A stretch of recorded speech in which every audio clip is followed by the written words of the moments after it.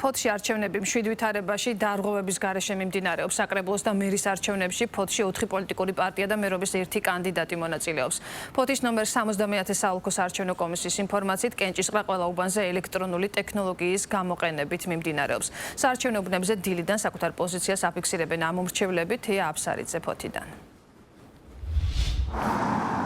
ფოთში არჩევნები მშვიდ ვითარებაში მიმდინარეობს. 70 საოლქოს საარჩევნო კომისიის ინფორმაციით პირველმა ამომრჩევლებმა საკუთარი არჩევანი ზუსტად 8 საათზე გააკეთეს. ფოთში საკრებულოსა და მერის არჩევნებში სულ დარეგისტრირებულია 4 პოლიტიკური პარტია. ქართული ოცნება, გახარია საქართველოსთვის, ძლიერი საქართველო, ლელო და კონსერვატორები საქართველოსთვის. მერობის კანდიდატი კი ქართული ოცნების წარმომადგენელი და მოქმედი მერი ბექა ვაჭარაძეა. 70 საოლქოს საარჩევნო კომისიაში ამბობენ, რომ ამ დროისათვის არც ერთი საჩივარი შესული არ არის და არჩევნები მშვიდ ვითარებაში მიმდინარეობს. ყველა პროცედურები გავიარეთ, არავითარი შეფერხება არ გქონია. უბანის საარჩევნოდ მზად იყო, 8 საათზე პირველი ამორჩეველი მივიღეთ და აქტივობა ჯერჯერობით ნორმალურია, მე არ ვიცი რა იქნება. ნახოთ. გვინდა მშვიდობიანი ცხოვრება.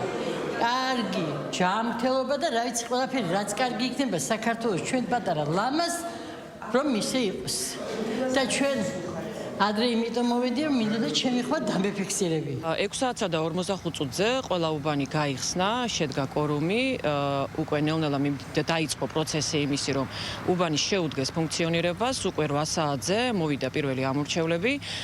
ფოთის შემთხვევაში ჩვენ ვართ თვითმმართველი ქალაქი, ჩვენ გვაქვს 24 საარჩევნო უბანი და იმის გათვალისწინებით რომ ვართ თვითმმართველი ქალაქი, ყველა 24-ვე საუკუნო საარჩევნო კომისიაში იქნება ის ტექნოლოგიები გამოყენებული, როგორიც არის ვერიფიკაციისა და ხმისთვლელი აპარატები.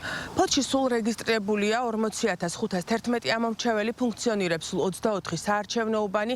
საოლქოს საარჩევნო კომისიის ინფორმაციით მათთან არ დარეგისტრირებულა არც ერთი ადგილობრივი სადამკვირვებლო ორგანიზაცია და მედია.